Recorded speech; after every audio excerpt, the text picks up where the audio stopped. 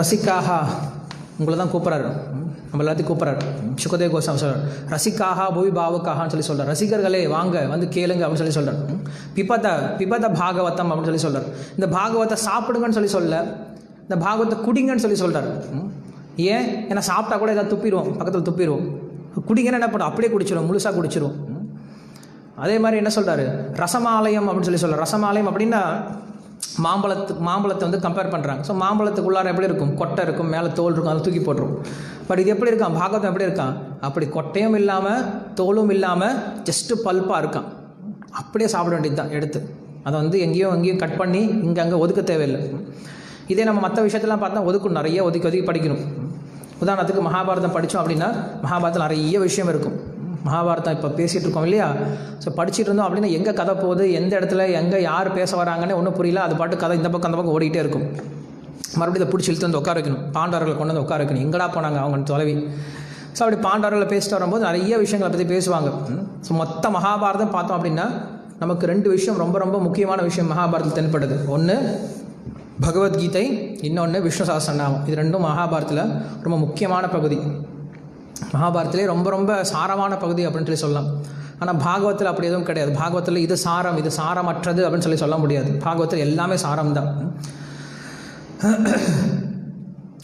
சிவன் வந்து சொல்கிறார், சிவன் வந்து ஒரு ஸ்லோகத்தில் சொல்கிறார் பத்மபுராணத்தில், அகம் வேதி சுகவேதி வியாசவேதி நவேதிவா பக்தியா பாகவதம் காய ந புத்தியா நச்ச டீக்கையா அப்படின்னு சொல்கிறார். என்ன சொல்கிறாரு, அகம் வேதி நான் புரிஞ்சுக்கிட்டேன் பாகவத்தை, சுகவேதி சுகதேவருக்கும் பாகவதம் புரிஞ்சிருக்கு, வியாசவேதி நவேதிவா வியாசருக்கு புரிஞ்சுதா புரியலையான்னு தெரில எனக்கு. யார்? பாகவத்தில் எழுதின வியாசரையே சொல்கிறார் சிவன், வியாசருக்கே புரிஞ்சுதா புரியலையான்னு தெரியல. ஏன்? பக்தியா பாகவதம் காயா ந புத்தியா நச்ச டீக்கையா. அதனால் பாகவத்தை எப்படி புரிஞ்சிக்க முடியும் அப்படின்னா பக்தி அப்படின்ற ஒரு விஷயத்தினால தான் புரிஞ்சிக்க முடியுமே தவிர புத்தினாலேயோ இல்லை நிறைய கமெண்ட்ரிஸ், நிறைய டீக்கா, நிறைய விளக்கவுரிகளை படிக்கிறதுனாலேயோ பாகவத்தை புரிஞ்சிக்க முடியாது அப்படின்னு சொல்கிறார். ஸோ ஒருத்தருக்கு வந்து பக்தியில் முன்னேற அவங்க பாகவத்தை பார்க்கக்கூடிய அந்த மனநிலைமையானது மாற்றம் அடையுது. அவங்க பாகவத்தை பார்த்த உடனே அதில் கிருஷ்ணர் தெரிய ஆரம்பிக்கிறார், கிருஷ்ணோட குணங்களை அவங்க அனுபவிக்க ஆரம்பிக்கிறாங்க. நம்ம இப்போ எப்படி இருக்கும் அப்படின்னா நிவிருத்த தஸ்ஸை உபகீயமானாத் பவௌஷதா சோதர மனோபிராமாத் நம்ம பார்த்தோம் இல்லையா, ஃபஸ்ட் நாளே பார்த்தோம் இல்லையா. இந்த பாகவத்தை நம்ம எப்படி பார்க்கணும் அப்படின்ட்டு ஒரு மருந்து தான் நம்மளுக்கு இந்த பாகவதமானது. எப்படி நோயுற்றவனுக்கு ஒரு தயிரானது மருந்தாகவும் இருக்குது, அதே போல் நல்ல உடலை ஆரோக்கியமாக இருக்கவனுக்கு அதே விருந்தாகவும் இருக்குது தயிர் அப்படிங்கிறது. ஸோ அதே போல் இந்த பாகவதமானது நோயுற்ற நம்மளை போன்ற ஆத்மாக்களுக்கு மருந்தாகவும் முக்தி பெற்ற ஆத்மாக்களுக்கு விருந்தாகவும் இருக்குது. இல்லைன்னா உட்காந்துட்டு சுகதேவ கோஸ்வாமி உட்காந்து இவ்வளோ விஷயத்தை பேசிகிட்டு இருக்க மாட்டார். எதுலேயுமே கொஞ்சம் கூட நாட்டமே இல்லாத சுகதேவ கோஸ்வாமி தன்னுடைய அப்பா கூப்பிட்றாரு, ஹே புத்ரான்னு சொல்லி கூப்பிட்டே வர்றாரு.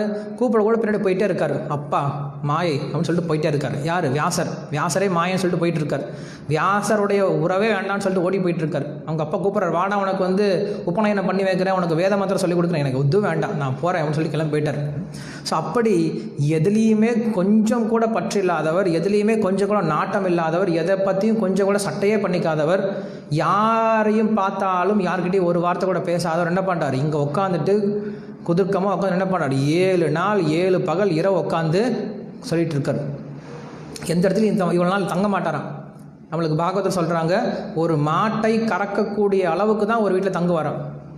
பொதுவாக வந்து சன்னியாசிகள் யாரும் எந்த இடத்துலையும் போய் அதிக நேரம் தங்கக்கூடாது. தங்கிட்டாங்க அப்படின்னா அவங்களுக்கு ஒரு பற்று வந்துடும், இது என்னோடது அப்படின்ட்டு, என்னோட இடம் அப்படின்னு சொல்லி பற்று வர ஆரம்பிச்சிடும்.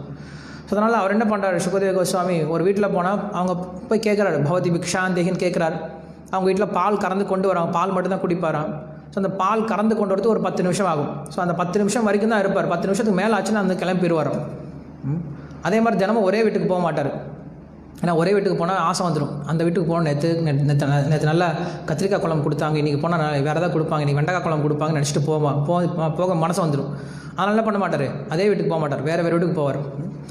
ஸோ அப்படி வந்து எந்த ஒரு விஷயத்துலையும் பற்றில்லாத அந்த சுகதேவ கோஸ்வாமி எதை பற்றியுமே கவலைப்படாத இங்கே என்ன பண்ணுறாரு, உட்காந்துட்டு கதையாக சொல்லிகிட்டு இருக்காரு.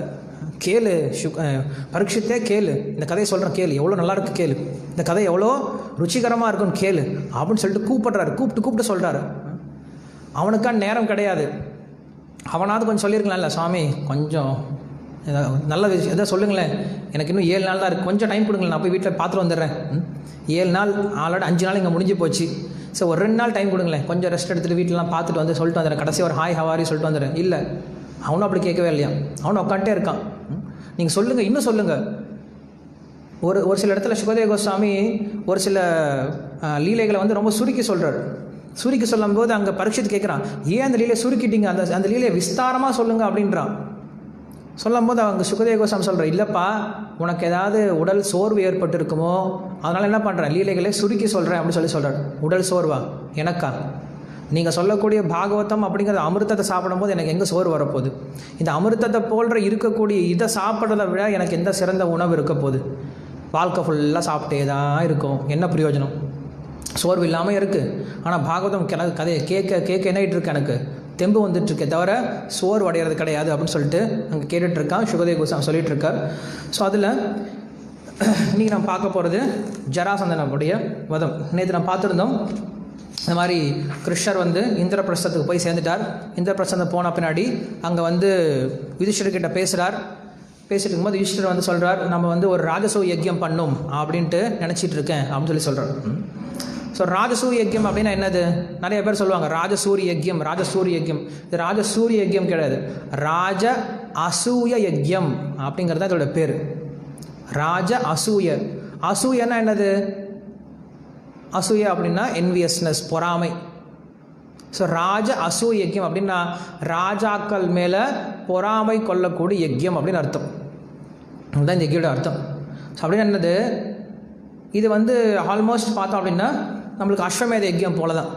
அஸ்வமேத யஜ்யத்தில் என்ன பண்ணுவாங்க, ஒரு குதிரை என்ன பண்ணுவாங்க, எல்லா நாட்டுக்கும் அமுச்சு விடுவாங்க. ஸோ அந்த குதிரை என்ன பண்ணும், எல்லா நாட்டுக்குள்ளாயும் பூந்து வெளில வரும். ஏதாவது ஒரு நாட்டில் அந்த குதிரையை பிடிச்சி வச்சுட்டான் அப்படின்னா இந்த ராஜா போய் என்ன பண்ணும், அந்த குதிரையை எந்த நாட்டில் பிடிச்சி வச்சுருக்கானோ அந்த ராஜா கிட்ட சண்டை போட்டு அந்த குதிரையை விடுவச்சு கொண்டு வரும். இப்படி அந்த குதிரையானது உலகத்தில் இருக்க எல்லா நாடுகளையும் சுற்றி வந்துருச்சு அப்படின்னா அந்த ராஜா தான் வந்து சக்கரவர்த்தியை போயிட்டான். எல்லா ராஜாக்கும் அவன் உயர்ந்த லெவலுக்கு போயிட்டான், அவன் பேர் சக்கரவர்த்தி அப்படின்னு சொல்லுவாங்க. அது வந்து அஸ்வமேதம். ஸோ அதே போல் தான் இதுவும் என்ன சொல்கிறது, ராஜசூய யஜ்யம் அப்படிங்கிறதும் அப்படியே தான். ஆனால் இங்கே என்ன பண்ணுவாங்க, குதிரைக்கு பதிலாக ராஜாவே போவான், திக்விஜயம் போவான். ராஜாவே என்ன பண்ணுவான், ஒவ்வொரு நாடாக போவான். ஒவ்வொரு நாட்டுக்குள்ளாரே போகும்போது அந்த நாட்டு ராஜாக்கள் வந்து அவங்கள வரவேற்று அவங்களுக்கு தக்க சன்மானம் கொடுத்து மரியாதை கொடுத்து அவங்கக்கிட்ட தன்னுடைய ஆட்சியை வந்து ஒப்படைப்பாங்க. அதுக்கப்புறம் அந்த சக்கரவர்த்தி என்ன பண்ணுவார், அந்த ராஜாக்கிட்டேயே அந்த ராஜ்யத்தை கொடுத்துட்டு நீயே இங்கே ஆட்சி பண்ணிட்டுரு, ஆனால் எங்களுடைய பாதுகாப்பில் நீ என்ன பண்ணிட்டு ஆட்சி பண்ணிட்டுருக்குன்னு சொல்லிட்டு அவர்கிட்ட கொடுத்துட்டு போயிடுவார். ஸோ அதுதான் வந்து ராஜ அசூய யஜ்யம் அப்படின்னு சொல்கிறோம். ஸோ அப்படிப்பட்ட யஜ்யத்தை ஏன் யுதிஷ்டர் பண்ணுறாரு? ஏன்னா யுதிஷ்டருக்கு வந்து எந்த ஒரு விஷயத்திலும் ஆசையே இல்லாதவர். பொதுவாக பக்தர்களுக்கு ஆசையே இருக்காது. அதுவும் இல்லாமல் யுதிஷ்டரை மாதிரி இருக்கக்கூடிய மகாத்மாவுக்கு எதுக்கு இந்த மாதிரி ஒரு யஜ்யம் வேணும்? எதுக்கு வந்து அவர் வந்து மற்ற ராஜாக்கள் மேலே வந்து பொறாமை கொள்கிற மாதிரி இந்த யஜ்யத்தை பண்ணும் அப்படின்னு சொல்லி ஒருத்தர் யோசிக்கலாம். அதுக்கு பதில் வந்து யுதிஷ்டரே சொல்கிறார். இந்த அத்தியாயத்தில் யுதிஷ்டரே சொல்கிறார் ஏன் இந்த யஜ்யத்தை பண்ணுறேன் அப்படின்னு சொல்கிறார். பார்க்கலாம் நம்ம. ஸோ என்ன சொல்கிறார் அப்படின்னா, பொதுவாக சொல்கிறாங்க எல்லாரும் பகவானை வழிபட்டான் அப்படின்னா ஒன்றும் இல்லாமல் போயிடுறான், தரித்திரனாக போயிடுறான், ரொம்ப கஷ்டப்படுறான், சாப்பாட்டுக்கே சிங்கி அடிச்சிட்டு இருக்கான், பாரு அந்த பாகவதம் எப்படி இருக்கான் பாரு, அந்த பக்தனுடைய வாழ்க்கை எப்படி போயிடுச்சு பாரு, ஹரே கிருஷ்ணான்னு சொல்லி போனால் பஜனை பாட்டு போனால் வாழ்க்கையே உருப்படாமல் போயிடுச்சு, இப்படிலாம் வந்து நிறைய பேர் கமெண்ட் பண்ணிகிட்டு இருப்பாங்க. ஸோ அதே போல் அங்கே பாண்டவர்களையும் பார்த்தோம் அப்படின்னா நிறைய பேர் யோசிச்சுட்டு இருந்தாங்க, பாரு இந்த பாண்டவர்கள் நிலமை பாரு, கிருஷ்ணர் கிருஷ்ணா கிருஷ்ணா நம்பிட்டே இருந்தாங்க. அவங்க வாழ்க்கை எப்படி இருக்குது பார்த்தியா, ஒன்றும் இல்லாமல் உட்காந்துருக்காங்க, நடுவில் எங்கேயோ காட்டில் போய் உட்காந்து அனாத மாதிரி உட்காந்துருக்காங்க அப்படின்னு சொல்லி நிறைய பேர் நினைக்கிறாங்களாம். அதனால் ஒருத்தன் கிருஷ்ண பக்தி பண்ணுறதுனால இல்லை கிருஷ்ணர்கிட்ட சரணாகதி பண்ணதுனால அவனுடைய வாழ்க்கை எந்த அளவுக்கு உயர்ந்திருக்கு அப்படிங்கிற விஷயத்தை காட்டுறதுக்காக இந்த ராஜசூய யஜ்யம் பண்ணுறாராம். சொல்கிறார், தர்மா சொல்கிறார், யுதிஷ்டர் சொல்கிறார், பார்க்கட்டுமே உலகம் பார்க்கட்டுமே, கிருஷ்ண பக்தன் எவ்வளோ நல்லா இருக்கான் இந்த உலகத்தில், எவ்வளவு அந்த பக்தனை பகவான் எப்படி வச்சிட்டு இருக்காரு அப்படிங்கிற விஷயத்த உலகம் பார்க்கட்டுமேன்னு சொல்லி சொல்கிறார். ஆனால் பக்தனுக்கு அந்த எண்ணம் கிடையாது. பக்தன் என்னைக்கும் வந்து கேட்க மாட்டான், எனக்கு வந்து இப்படி கொடு அதை கொடு இதை கொடுன்னு கேட்க மாட்டான். ஆனால் பகவான் என்ன பண்ணுவார், அவனை கொண்டு போய் அந்த இடத்துல வைப்பார். அவன் வேணான்னு சொன்னாலும் பகவான் கொடுக்கறது கிடையாது, அவனை கொண்டு போய் அந்த இடத்துல வைக்கிறார். அதுதான் பக்தி. பக்தன் கேட்கலனாலும் என்ன பண்ணுறார் பகவான், அந்த பக்தனை கொண்டு போய் அந்த ஸ்தானத்தில் வைக்கிறார். துருவ மகாராஜோடைய கதையை பார்த்தோம். ஸோ துருவ மகாராஜில் அவர் முதல்ல வந்து ஆசையோடு தான் வந்தார். ஆனால் எப்போ பக்தி பண்ண ஆரம்பிக்கிறோன்னு அந்த ஆசை போயிடுச்சு. போன பின்னாடி பகவான்கிட்ட கேட்குறாரு, எனக்கு இனிமேல் ஒன்றும் வேண்டாம், எனக்கு வரம் எதுவும் வேண்டாம், அப்படின்னு சொல்லும்போது, இல்லை உனக்கு நான் வரம் கொடுத்தே ஆவேன். எப்படிப்பட்ட வரம் கொடுக்குறாரு? அவர் எதிர்பார்க்காத அளவுக்கு வரத்தை கொடுக்குறாரு. நீ எத்தனை கோடி வருஷங்கள் இந்த உலகத்திலேருந்து ராஜ்ய பரிபாலனை பண்ணுமோ பண்ணு, அதுக்கப்புறம் உனக்கு துருவ நட்சத்திரம் அப்படின்ற ஒரு நட்சத்திரத்தில் இடம் கொடுக்குறேன். அந்த நட்சத்திரத்தை இருந்துட்டு நீ இந்த பிரம்மாவுடைய ஆயுள் காலம் வரைக்கும் இங்கே இரு. அது முடித்த பின்னாடி என்ன பண்ணு, எங்களுடைய வைகுண்ட லோகத்தை சேருன்னு சொல்கிறார். ஸோ அப்படி பகவான் என்ன பண்ணுறாரு, அந்த ஜீவாத்மாவுடைய ஆசையை அவன் எதிர்பார்க்காத அளவுக்கு என்ன பண்ணுறாரு, திருப்தி பண்ணி கொடுத்துறாரு. ஜட்டாயு மோட்சத்தை பற்றி சொல்லும்போது ராமாயணத்தில் அந்த ஜட்டாயுக்கு மோட்சம் கொடுக்கும்போது ராமர் சொல்கிறாராம், பொதுவாக பிரம்மமேத சம்ஸ்காரம் அப்படின்னு ஒரு சம்ஸ்காரம் இருக்குது. இந்த சம்ஸ்காரமானது யார் ஒருத்தர் சரியான வகையில் வேத வழியில் பிறந்து நல்ல சம்ஸ்காரத்தினால பிறந்து, அதே போல் வாழ்க்கை முழுக்க சாலக்கிராம பூஜை இல்லை பகவானுக்கு பூஜை பண்ணிக்கிட்டு தங்களுடைய வாழ்க்கை முழுக்க நல்ல சம்ஸ்காரத்தோடு வாழ்கிறாங்களோ அப்படிப்பட்ட சன்னியாசிகளுக்கு எந்தவித பற்றும் இல்லாமல் இறக்கக்கூடிய சன்னியாசிகள் செய்யக்கூடியது இந்த பிரம்மமேத சம்ஸ்காரம் அப்படின்னு சொல்லக்கூடிய சம்ஸ்காரம். அந்த சம்ஸ்காரம் பண்ணுறாங்க அப்படின்னா அவங்க நேராக இது மோட்சம் போகிறாங்க அப்படின்ட்டு அங்கே வேதம் சொல்லப்படுது. ஆனால் அந்த சம்ஸ்காரம் எல்லாருக்கும் பண்ண மாட்டாங்க. எல்லாருக்கும் பண்ணக்கூடிய சம்ஸ்காரம் அது கிடையாது. எல்லாருக்கும் பண்ணக்கூடிய சம்ஸ்காரம் பொதுவாக கோவிந்தா சம்ஸ்காரம், கோவிந்தான்னு சொல்லிட்டு நெருப்பு வச்சுருவாங்க. ஸோ அது எல்லாருக்கும் வைக்கக்கூடிய சம்ஸ்காரம். அந்த மாதிரி எல்லாருக்கும் வைக்கிறது கிடையாது, அந்த சன்னியாசிகள் வைக்கிறது கிடையாது. ஏன்னா அந்த மாதிரி அவங்க வாழ்க்கையை வாழ்ந்துருந்தாங்கன்னா, அப்படிப்பட்ட சன்னியாசிகளுக்கு அப்படிப்பட்ட சம்ஸ்காரம் கொடுத்தாங்கன்னா அது மோட்சம் போய் சேருமா. ஸோ என்ன பண்ணுறார் ராமர், அங்கே அப்படிப்பட்ட சம்ஸ்காரத்தை அங்கே ஜடாயுக்கு செய்கிறார். ஜடாயுக்கு செஞ்சுட்டு தன்னுடைய அப்பாவுக்கு கூட கிடைக்கல அந்த பாக்கியம், தசரதனுக்கு கூட கிடைக்காத பாக்கியத்தை என்ன பண்ணுறாரு, அந்த ஜடாயு கொடுக்குறாரு. கொடுத்த பின்னாடி ஜடாயுக்கு சொல்லி அனுப்புகிறார். என்ன சொல்லி அனுப்புகிறார் அப்படின்னா, நீ போ, மோட்சத்துக்கு போ அப்படின்னு சொல்கிறார். மோட்சத்துக்கு போவா? இப்படி சொல்ல முடியாது, யாரும் சொல்ல முடியாது. யாரையும் அப்படி மோட்சம் போல அனுப்ப முடியாது. சரி, பிரம்மமேத சம்ஸ்காரம் பண்ணதுனால அவன் மோட்சம் போயிட்டானா? கிடையாது. தகுதி இல்லாதவனுக்கு பிரம்மமேத சம்ஸ்காரம் பண்ணால் கூட மோட்சம் கிடைக்காது. சரி, ஒருவேளை ராமருக்காக சண்டை போட்டு போர்க்களத்தில் இறந்து போயிட்டான், அதனால் மோட்சமா அப்படின்னா, போர்க்களத்தில் இறந்தவனுக்கு மோட்சம்லாம் கிடைக்காது. போர்க்களத்தில் இறந்தான் அப்படின்னா அவனுக்கு ஒரு சொர்க்கலோகம் தான் கிடைக்குமே தவிர மோட்சம்லாம் யாரும் சொல்ல, சாஸ்திரம் சொல்ல. அப்படின்னு என்ன அர்த்தம்? அவன் சம்ஸ்கார பலத்தினாலையும் போகலை, தன்னுடைய கர்ம பலத்தினாலையும் போகலை. அவன் எந்த பலத்தில் போயிருக்கான்? என்ன பக்தி பண்ணிட்டார் அவர் பண்ண பக்தி என்னது? இப்போ தான் ராமரை பார்த்தாரு. அவர் பண்ண பக்தி என்னது? ரொம்ப ரொம்ப கம்மி தான். ஸோ அவர் எந்த பலத்தில் போயிருக்காரு? ராமருடைய சொந்த பலத்தில் போகிறார். ராமர் சொல்கிறார், நான் சொல்கிறேன், நீ மோட்சம் போ அப்படின்னு சொல்லி அனுப்புகிறார். ஸோ அங்கே என்ன பண்ணுறார், ராமர் பகவானாக பேசுகிறார். ராமருக்காக உயிரே கொடுத்தார். அது பண்ணார். அவர் கிட்ட இருந்து கடைசியில் அந்த உயிர் தான் இருந்துச்சு, அந்த உயிரே கொடுத்தார். ஸோ அப்படி கொடுக்கும்போது ராமர் சொல்லி அனுப்புகிறார், நீ நேராக மோட்சம் போயிடாத, என்ன பண்ண, முதல்ல சொர்க்கத்துக்கு போ. பித்திருக்கள் இருக்காங்களே, அந்த சொர்க்காதி பித்திருக்கள் லோகத்துக்கு போயிட்டு அந்த பித்திருக்களாக இருந்துட்டு அதுக்கப்புறம் என்னுடைய பட்டாபிஷேகம் முடிஞ்ச பின்னாடி நீ மோட்சம் போ அப்படின்னு சொல்கிறார். ஏன் காரணம் என்ன அப்படின்னா, ஏன்னா ஜட்டாயு இறக்கும் பொழுது ராமர் அழுதுகிட்டே இருக்கார். ராமர் சீத்தை எங்கன்னு நினச்சிட்டு அழுதுகிட்டே பார்த்துருக்கார். ஸோ இப்படி அழுதுகிட்டே பார்த்த ராமரை பார்த்துட்டு ஜடாயு மோட்சம் போனார் அப்படின்னா வைகுண்டத்தில் போனாலும் சந்தோஷமாக இருக்க மாட்டாராம். வைகுண்டம் போனாலும் யோசிச்சிட்டே இருப்பார், ஐயோ ராமர் அழுதுட்டு பார்த்தோமே, அழுதுட்டு அவரை முகத்தை பார்த்தோமே அப்படின்னு சொல்லிட்டு யோசிச்சிட்டே இருப்பார். அதனால் அவர் என்ன பண்ணலாம், சொர்க்கம்லாம் இங்கே இருக்குது இல்லையா, இந்த உலகத்தில் இருக்குது. ஸோ சொர்க்கத்தில் இருந்து அவர் எல்லாம் நடக்கிறதெல்லாம் பார்த்துட்டு, ராமர் பட்டாபிஷேகம் வரைக்கும் என்ன பண்ணலாம், சொர்க்கத்திலிருந்து பார்த்துட்டு ராமர் க்ஷேமம் ஆன பின்னாடி, பட்டாபிஷேகம் ஆன பின்னாடி அதுக்கப்புறம் நீ மோட்சம் போகலான்னு சொல்கிறார். ஸோ இப்படி அங்கே என்ன பண்ணுறாரு ராமர், அவருடைய மனசுக்குள்ளே என்ன ஆசை இருக்குன்றதை கூட தெரிஞ்சுக்கிட்டு அதை திருப்தி பண்ணி வைக்கிறார். ஸோ இப்படி நம்ம நிறைய உதாரணங்களை பார்க்குறோம். சுக்ரீவனை பார்க்குறோம். சுக்ரீவனுக்கு கொஞ்சம் கூட பகவான் மேலே நம்பிக்கையே இல்லைனாலும் என்ன பண்ணுறாரு, வாலியை கொண்டு போய் சுக்ரீவன் அங்கே பட்டாபிஷேகம் பண்ணி அவனை ராஜாவாக்குறார். ஒன்றுமே இல்லாமல் வந்தார் ராமர். அவரே ஒரு கதி இல்லாமல் எனக்கு நீ தான் கதி அப்படின்னு சொல்லி வந்தார். சுக்ரீவன் கிட்ட உதவி அப்படின்னு சொல்லிட்டு வந்தார். ஆனால் உதவின்ட்டு கேட்டு வந்தவனுக்கு உதவி பண்ணுறார். ஸோ அதுதான் ராமனுடைய குணம். என்றைக்கும் ராமன் என்ன பண்ண மாட்டார், உதவி எடுத்துக்க மாட்டார். நிறைய பேருக்கு உதவி பண்ண தான் செய்வார். ஆனால் வரும்போது எப்படி வருவார், நீ எனக்கு உதவி பண்ணால் பரவாயில்ல அப்படின்னு தான் வருவாராம். வரும்போது உதவின்னு கேட்டு வருவார். ஆனால் பார்த்தோன்னா நம்மளுக்கு பெரிய உதவி பண்ணிட்டு போயிடுவார். ஸோ அப்படி தான் பக்தர்களும் இருப்பாங்க. பக்தர்கள் நம்மகிட்ட ஒரு சின்ன ஹெல்ப் பண்ணுங்களேன், இந்த சின்ன சேவை மட்டும் பண்ணுங்களேன் அப்படின்னு சொல்லுவாங்க. அந்த சின்ன சேவை செஞ்சோம் அப்படின்னா அந்த சின்ன சேவையினால் நம்மளுக்கு கிடைக்கக்கூடிய பாக்கியம் அளவற்ற பாக்கியம். ஸோ அதனால் நம்ம பக்தர்களுக்கோ பகவானுக்கோ செய்யக்கூடிய சேவையானது உண்மையில் அது நமக்கு தான் எவ்வளோ பெரிய பலனை கொடுக்க போகுது. நம்ம என்றைக்கு நினச்சிடக்கூடாது நம்மளால் ஒருத்தங்க வாழ்ந்துட்டு இருக்கான், நம்மளால தான் பகவான் வாழ்கிறாரு, நம்மளால தான் வந்து பக்தர்கள் வாழ்ந்துட்டு இருக்கான்னு நினைக்கக்கூடாது. அவங்க என்ன பண்ணுறாங்க, நமக்கு ஒரு சான்ஸ் கொடுக்குறாங்க, அந்த உதவி எடுத்துக்கிற மாதிரி எடுத்துக்கிட்டு மறுபடியும் நமக்கு தான் நல்லது பண்ணுறாங்க. ஸோ அங்கே சுக்ரீவனே அதுதான் பண்ணுறாரு. அதே போல் விபீஷனுக்கு என்ன பண்ணுறாரு, பட்டாபிஷேகம் பண்ணி அனுப்புகிறாரு. சரணாகதின்னு வந்தவொடனே என்ன பண்ணுறாரு, அவன் தள்ள பட்டாபிஷேகம் இது கிரிக்கெட்டை வச்சு நீ தாண்டா லங்கைக்கு ராஜா அப்படின்னு சொல்லிட்டார். ஸோ அப்படி போகிற இடம்லாம் என்ன பண்ணுறாரு, இவர் ராஜாவாக நிறைய பேரை மாற்றிட்டு வர்றார், கிங் மேக்கராக இருக்கார். இவர் வந்து ராஜாங்கம் இல்லாமல் ஒன்றும் இல்லாமல் மனைவி எழுந்துட்டு வந்தாலுமே கூட இவர் என்ன பண்ணுறாரு, மற்றவங்க எல்லாத்தையும் ராஜாவாக்கிட்டு போயிட்டுருக்கார். அதுதான் பகவானுடைய குணம்.